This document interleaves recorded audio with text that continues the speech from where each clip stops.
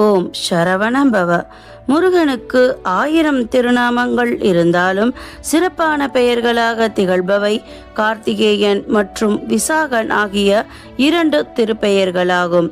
முருகப்பெருமான் ஞானஸ்வரூபி. அவனை சரணடைந்தால் நம்முடைய அகம்பாவம் நீங்கும்.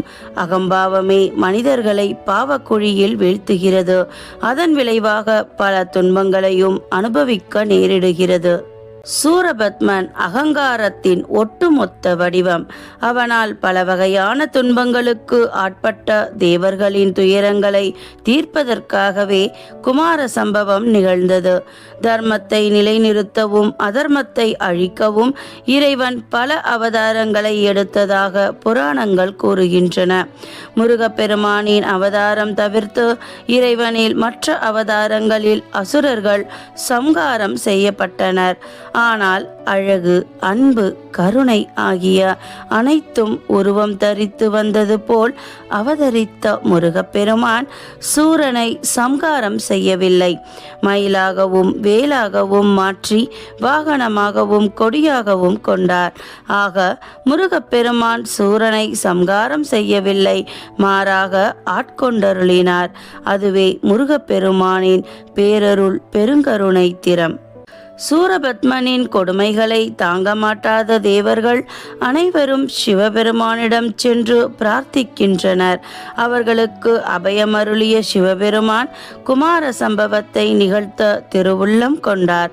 தம் நெற்றிக் கண்ணை திறக்க 6 தீக்கதிர்கள் வெளிப்பட்டு சரவண பொய்கையில் இருந்த 6 தாமரை மலர்களில் 6 அழகிய குழந்தைகளாக தோன்றியதும் அன்னை பார்வதி அந்த 6 குழந்தைகளையும் ஒன்று சேர்த்ததன் காரணமாக முருகப்பெருமானுக்கு ஆறுமுகன் என்ற திருப்பெயர் ஏற்பட்டது.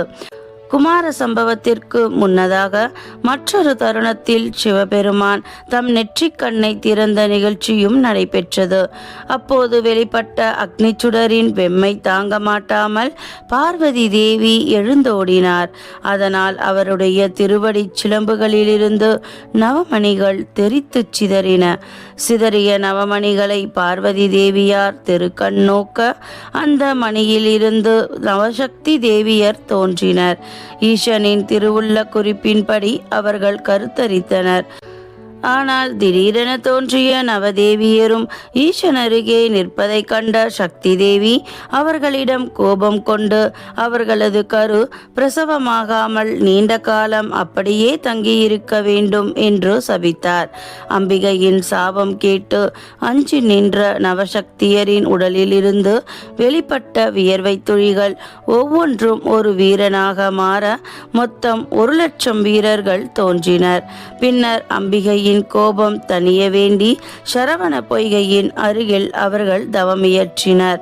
காலம் கனிந்து விசாகத்தன்று முருகப்பெருமானின் அவதாரம் நிகழ்ந்த அதே தருணத்தில் பார்வதி தேவி நவசக்தியருக்கும் அருள் புரிந்தாள். நவசக்தியரும் ஆளுக்கொரு பிள்ளையை பெற்றனர்.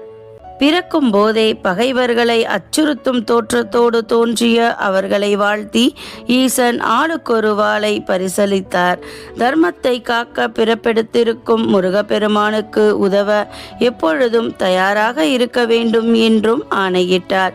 இப்படி முருகப்பெருமான் தோன்றிய திருநாளிலேயே உருவானவர்கள் இந்த நவ வீரர்கள். வைகாசி விசாக திருநாளில் கந்தனை வணங்குபவர்கள் இவர்களையும் வணங்கினால் எதிரிகள் பயம் ஒழிந்து வாழ்வாங்கு வாழ்வார்கள் என்கிறார்கள் ஆன்மீக பெரியோர்கள். முருகப்பெருமான் விசாக நட்சத்திரத்தில் தோன்றியதால் விசாகன் என்ற பெயரும், கார்த்திகை பெண்களால் வளர்க்க பெற்றதால் கார்த்திகேயன் என்ற பெயரும் சிறப்பு வாய்ந்தவைகளாக போற்றப்படுகின்றன. ஓம் சரவண பவ.